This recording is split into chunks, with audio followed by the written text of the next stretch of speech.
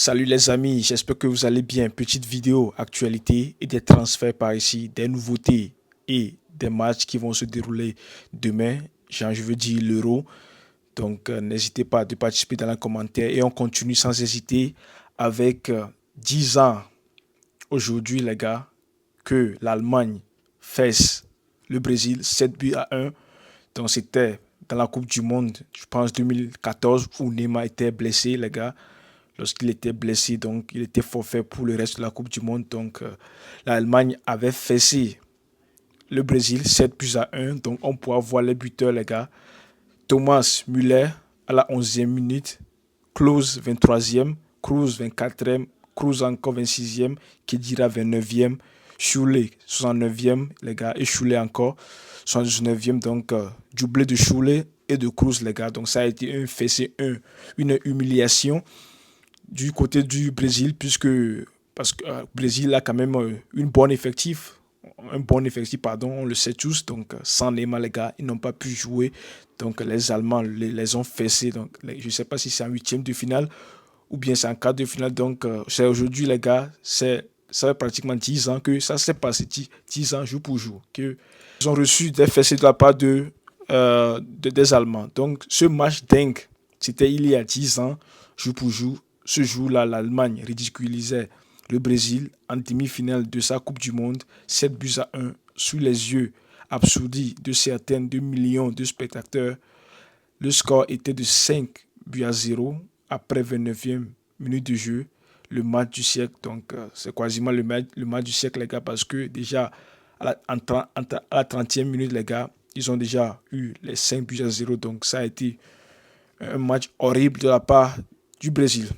Maintenant, parlons du match de demain, les gars, la demi-finale de l'Euro 2024. Donc, ça serait à 21h, les gars, mardi 9 juillet à Munich, les gars, à 21h. Donc, la France face à l'Espagne, ou bien l'Espagne face à la France, les gars. Donc, ça serait incroyable. N'hésitez pas de me dire ce que vous en pensez, qui va être qualifié pour la finale. Donc, n'hésitez pas de mettre ça dans les commentaires. Moi, je pense que ça serait l'Espagne. Donc, à vous de me dire ce que vous en pensez. Pour une place en finale, la dernière ligne droite pour nos Bleus, nos Français feront face à l'Espagne dans cette demi-finale. Un très gros match qui, on l'espère, donnera lieu à un très beau spectacle. Donc c'est ça que les Français ont pu dire concernant le match. N'oubliez pas que tous les Français veulent que la France, les gars, se qualifie, même s'ils sont décevants ces derniers temps, même ils sont derrière les Français. Donc on espère, j'espère bien qu'ils vont échouer, les gars, ils vont pas se qualifier. Maintenant, parlons de l'autre joueur adverse de l'Espagne, Marc Cucurella, avant le match contre la France. Si nous sommes concentrés et qu'on récupère vite le ballon, on a des grandes chances de gagner. Donc, il se méfie de la France, mais lui il dit que s'il récupère vite le ballon, ils ont de grandes chances pour gagner.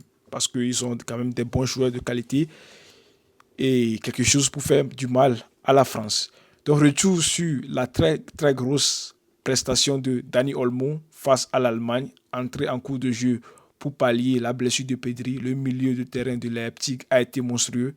Il a, dans un premier temps, été buteur pour ouvrir le score avant de délivrer la passe décisive à la 119e sur le but de Mikel Moreno. Résultat, la note maximale sur Sora 100%. Donc, il a été monstrueux, les gars, lorsqu'il est rentré face à l'Espagne, face à l'Allemagne, la fois passée, les gars, il a été bon. C'est lui qui a été élu homme du match et il a marqué, les gars. Il a aussi fait un passe décisif pour Moreno à la 179e minute. Donc, ça a été incroyable, les gars, ce qu'il a fait Dani Olmo. Donc, on espère qu'il va le match qu'il avait fait face à les Allemands, qu'il va reproduire ce même match contre l'Espagne afin de pouvoir gagner pour se qualifier en finale. On espère bien. Donc, on va parler maintenant de Ousmane Dembélé. Ce que Fabien Ruiz, du côté de l'Espagne, a dit concernant son coéquipier du côté du PSG. N'oubliez pas qu'ils vont s'affronter demain. On s'est donné rendez-vous mardi en se souhaitant le meilleur. Je lui souhaite tout le bonheur du monde, mais pas mardi soir.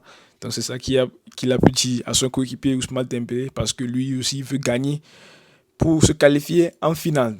Donc Adidas dévoile Football Libre finale, le ballon officiel pour les demi-finales et la finale de l'Euro 2024. Donc, ça serait le ballon, Football Libre finale, ça veut dire le ballon d'amour pour la finale. Donc, parce que je suis en Autriche, évidemment, je parle allemand. Donc, c'est l'allemand qu'on parle ici. Donc, ça veut dire que le match, le ballon que jouera les joueurs, ça serait ça ou ça pour la finale et la demi-finale. Donc, ça a fuité. À défaut d'être le plus performant, Kylian Mbappé est le joueur le plus rapide de ce Euro 2024. N'oubliez pas que c'est un joueur très très rapide, même voire même le joueur le plus rapide de l'histoire du football actuellement.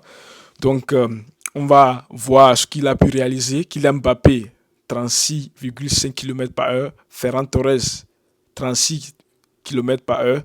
Benjamin Sesko, 35,9 km par heure. Leroy Sané, 35,8 km par heure. Valentin Mihaela, 35,8. Théo Hernandez, 35,7. Ndoye, 35,6.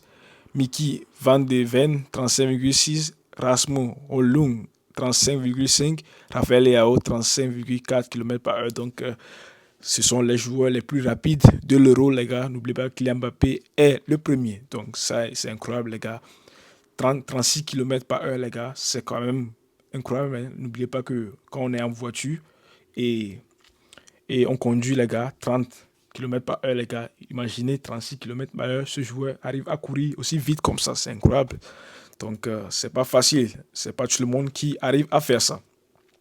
Dans la team des cas, donc pour avoir l'attaquant Lamine Yamal, Bakayoko Saka, le défenseur Kimmich qui a 100%, Lamine Yamal qui a 80%, Bakayoko qui a 90%, Mike Maignan, le gardien, qui a 84%, et le milieu, les gars, Declan Rice, qui a 99%, les gars. Donc, ce sont la team des cas, les gars. Donc, voici l'équipe sera des quarts de finale de l'Euro. Mike Maignan est sans trop de surprise le gardien qui a réalisé la meilleure prestation durant ces quarts avec un excellent 84%. En défense, malgré l'élimination de l'Allemagne, Joshua Kimmich hérite d'un 100%. Le Bavarois aligné en défense a été monstrueux et a contribué à la Mannschaft d'égaliser en étant passeur décisif pour Florian Wirtz. Avec 99%, Declan Rice est le milieu de terrain de notre équipe. De cas à noter l'excellente performance aussi de Bakayoko Saka qui a obtenu un 90%, 80% pour Lamine Yamal. Aucun attaquant n'a fait mieux. Donc ce sont les joueurs qui sont la team des cas qui ont bien joué pour ce Euro. N'oubliez pas que moi, il y a quand même des joueurs que je pourrais mettre là-dedans. Par exemple, Rodri ou bien Daniel Olmo qui ont fait aussi Musiala, qui ont fait aussi des belles prestations, mais ils ne sont pas là-dedans. Le PSG a bien inscrit le nom de Joshua Kimmich sur sa shortlist. Sa signature pourrait être plus facile à obtenir que celle de Joao Neves, pour qui le Benfica en veut 120 millions d'euros. Donc, Kimmich, n'oubliez pas qu'il a encore un an de contrat du côté de Bayern. Et il y a des gros clubs, notamment le FC Barcelone et même le PSG qui le cible. Donc, ça pourra se faire que Joshua Kimmich quitte cet été le club bavarois. Donc, c'est l'info du jour. Maintenant, parlons du FC Barcelone, les gars. Juan Laporta. Oui, aujourd'hui, le Barça peut se permettre de signer Nico Williams. On est bientôt de retour à la normale sur le plan du fair play financier. Donc, c'est une bonne nouvelle pour le FC Barcelone. Donc, c'est un journaliste qui lui a posé la question si le Barça actuellement pourrait signer Nico Williams. Donc, il a dit oui, qu'il pourra signer Nico Williams. Parce que leurs finances, les gars, sur le fair play financier, ça revient à la normale. Bientôt, ça serait à la normale. Donc, c'est ça qu'il a pu dire Laporta. Encore Laporta applique parle l'anglais et fait l'effort pour apprendre le catalan et l'espagnol. C'est un engagement de sa part. Il est très sérieux. Économiquement, oui, un deal à la hauteur de Nico Williams est possible. Quand on s'intéresse à un joueur, il est motivé pour venir. Nico Williams, je l'aime beaucoup, mais il faut laisser Nico travailler. J'espère avoir de bonnes nouvelles. On travaille pour confirmer le retour à un bon niveau économique. On a travaillé c'est aux opérations. Il n'y a plus de, il n'y a plus que terminer ce travail. Donc c'est ça qui a pu dire concernant le FC Barcelone Laporta. Donc il a encore dit concernant les blessures, notamment Araujo et Pedri. Les blessures, évidemment, c'est désagréable pour Pedri et Ronald. Pedri est important, 4 à 5 semaines, c'est toujours chiant, mais il reviendra avec un nouveau staff. Pour Araujo, on ne sait pas encore, mais il faudra avoir une équipe compétitive. Laporta, encore lui, avant d'aller au Ouest, Flick sera présenté à la presse. Donc c'est à peu près tout ce que Laporta a pu dire sur l'FC Barcelone. Donc je ne peux pas tout lire, les gars. Donc c'est à peu près tout ce qu'il a pu dire. Ensuite, Fati, Alejandro Valde et Gavi s'entraînent aujourd'hui à Ciutat Deportivo. Donc ils se sont entraînés ensemble aujourd'hui. Les joueurs blessés. N'oubliez pas qu'Ansu Fati, lui, n'est pas blessé, mais les deux autres joueurs sont blessés. Mbaké deviendra joueur du FC Barcelone, accord trouvé avec Los Angeles FC. Il ne manque que les signatures, environ 2 millions plus 1% de la revente. Donc, le Barça va signer un autre joueur venant de, je ne sais pas, Mbaké, je ne le connais pas, venant de Los Angeles, n'oubliez pas Miami. Donc, il reste que les signatures. Donc, on verra bien. Dès que j'aurai une nouvelle, je vous tiendrai au courant. Thiago Alcantara pourrait rejoindre le staff de Hansi Flick, d'après Gérard Romero. N'oubliez pas que lui aussi, il a déjà joué du FC Barcelone. Il a 33 ans, les gars. Et officiellement, bientôt, ça sera officialisé parce qu'il a raccroché les crampons, les gars. Donc, il devait normalement rejoindre le staff de Hansi Flick pour travailler avec lui, le staff technique, pour aider le FC Barcelone. Programme de la semaine de Barcelone, mercredi et jeudi, matin, examens médicaux et physique, soirée, entraînement, vendredi, matin et soir, double séance d'entraînement, samedi, matin et séance d'entraînement. Donc, c'est le programme du FC Barcelone. Je pense que le 10 juillet, les gars, ça commence du côté du FC Barcelone, les entraînements. Donc, joyeux anniversaire à Virgil van Dijk qui fait aujourd'hui ses 33 ans, les gars. N'oubliez pas que c'est aussi un légende total, les gars, un défenseur, pardon, les gars, qui est très fort, les gars, qui joue du côté de Liverpool. Un bon défenseur hein, qui fait aujourd'hui ses 33 ans. Donc, félicitations à lui. Maintenant, parlons de joueur de l'Atlético. Saul Niguez n'entre plus dans les plans de l'Atlético Madrid. Le milieu espagnol serait proche de s'engager avec le Séville, d'après Matteo Moreto. Donc, son coach ne compte pas sur lui la saison prochaine. Donc, il va quitter sûrement du côté de l'Atlético pour s'engager au Séville FC. Le Bayern Munich veut maintenant mettre Alphonso Davies à la porte. Tout le monde sait qu'il veut prolonger Alphonso Davies, mais le Real Madrid le fait les yeux douces. Donc, il ne veut plus prolonger, il veut partir du club. Donc, n'oubliez pas qu'il a encore un an de contrat. Donc, le joueur, lui, il veut partir, mais le club veut qu'il signe un autre contrat. Donc, je pense qu'il a refusé. C'est pour cela que le Bayern Munich veut le mettre à la porte. Donc, on va voir ce que ça va donner après. Maintenant, on va parler de Cristiano Ronaldo avec son fils. N'oubliez pas que, regardez, les deux sont bien musclés, comme fils, comme père. Adrien, tu penses savoir pourquoi Cristiano Ronaldo ne compte pas raccrocher les crampons dans l'immédiat. C'est sa vraie motivation, le fait qu'il veuille jouer un match officiel avec son fils, et c'est pour cela qu'il n'abandonne pas Al Nassr. C'est possible. S'il était dans une autre équipe, je ne sais pas, au Real Madrid, ce serait plus difficile, mais jouer un match ensemble, je pense que ça soit impossible. Je ne pense pas que ce soit impossible. Donc, lui dit que Cristiano Ronaldo veut jouer avec son fils, c'est pour cela qu'il ne veut pas encore raccrocher ses crampons. Je ne sais pas si c'est vrai. Cristiano Ronaldo ne souhaite pas prendre sa retraite pour le moment car il a ambition de jouer officiellement avec son fils, Ronaldo Junior, âgé de 14 ans. Donc, c'est ça qu'il dit après les rumeurs. Je ne sais pas si c'est vrai ou pas. Parlons maintenant de Ethan Mbappé. N'oubliez pas qu'il a signé de côté de Lille. Le lycéen Mbappé a eu une mauvaise surprise au moment de voir les résultats du baccalauréat. Ce lundi, inscrit à l'Académie de Versailles, Ethan Mbappé a été envoyé au rattrapage à la suite des mauvaises notes, des mauvais résultats dans la quête de son bac. Donc, il a eu des mauvaises notes, les gars. Donc, il doit se rattraper.